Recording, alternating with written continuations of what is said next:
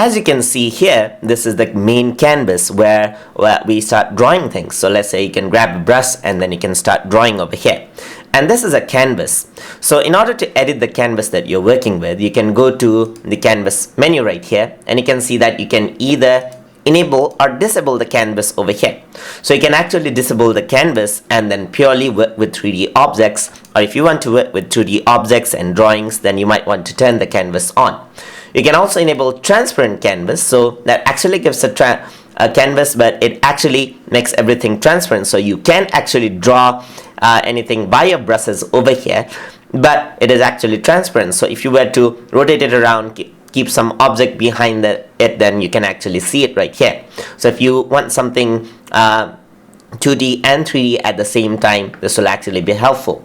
Here you can see that you can resize the canvas by pixel. You can define the width and height over here. Let me just disable the transparent canvas over here, and you can see that you can define the width and the height.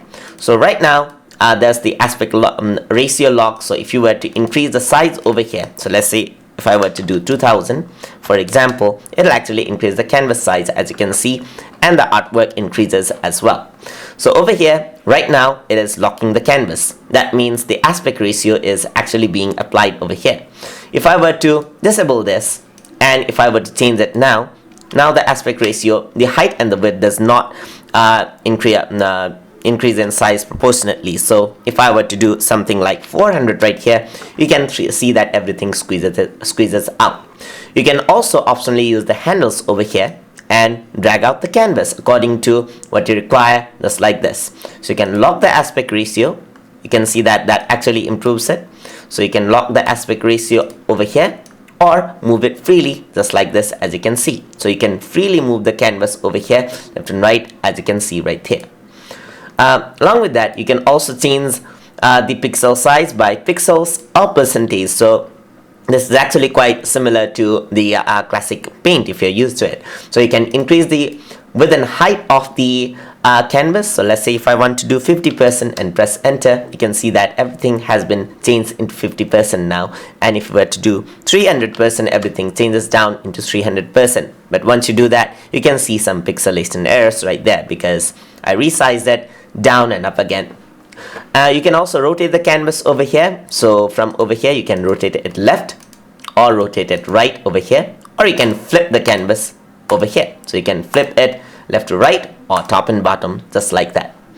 So there's also 3D view over here to the canvas, so you can actually do plus and minus. But if I were to go over here and then click on 3D view, you can see that now you get a 3D view. So you can actually go to 3D view, use the right mouse button to actually navigate through, so you can see everything in 3D right there.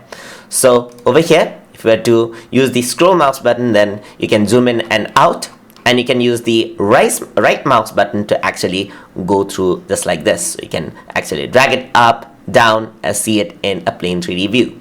And you can see that this is quite simple because this is actually for regular people and not just for 3D experts. So anyone can use this application and utilize this. So in order to turn off the 3D view again, you click on 3D view right here, and then you're back onto the plain 2D surface. So that is how you can work with canvas inside of 3D Paint. Hope you guys learned something as always, and as always, please like, comment, share, and subscribe.